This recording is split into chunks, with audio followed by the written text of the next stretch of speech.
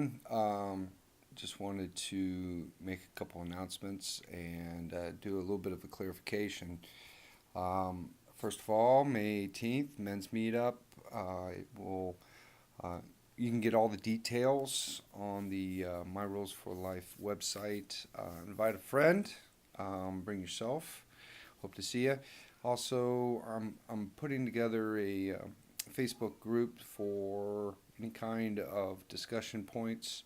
So if you're interested, just feel free to join once I get that all up and running. And so just to clarify something, I've been thinking quite a bit about chapter 1 of Iron John, and I think after reading Robert Bly's analysis, I think it just stuck in my head a little bit too much, and I didn't have the proper way of looking at it. So he's a psychiatrist and deals with people who are going to see him because of some problem, and so his method of analysis, I guess, is mainly to do with practical applications for people who are seeking for help, and that's, I think, the wrong way I want to look at it. So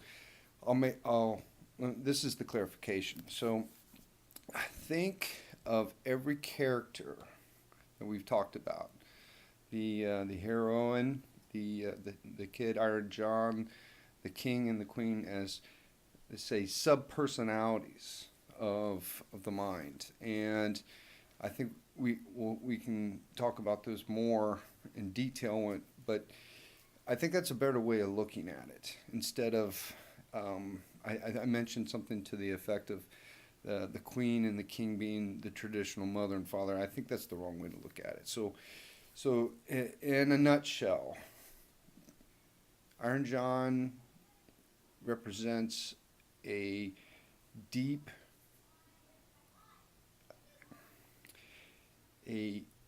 undiscovered deep masculinity that has to be discovered, and that's discovered by a hero into the wilderness, into the abyss, and then that Iron John interacts with the innocence of ourselves as a child, and that child is the son of the king, who is the ruler, the issuer of rules and judgments. That's our traditional socialized personality, and the queen, who is the nurturer and the key, holding the key to potential.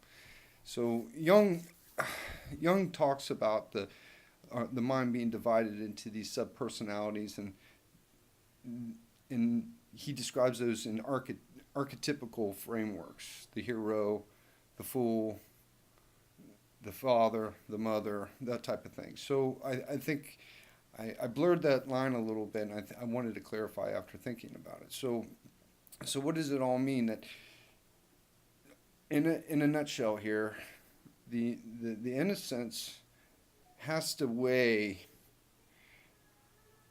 discovering the path to adulthood and into masculinity against both two very strong elements: the traditional socialized, how that child was raised, and the values that he was instilled in, and the nurturing and motherly type of figure that is part of the psyche, and in essence, he has to separate himself from that. So I think that's a better way of looking at it. And as I move through the story and continue to read Robert Bly's analysis, I think I'll take it in account, but I would rather personally look at it in this framework.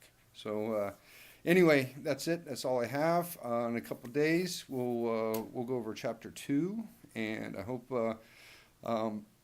if there's anything that you want to add to this, feel free to contact. Until then, bye.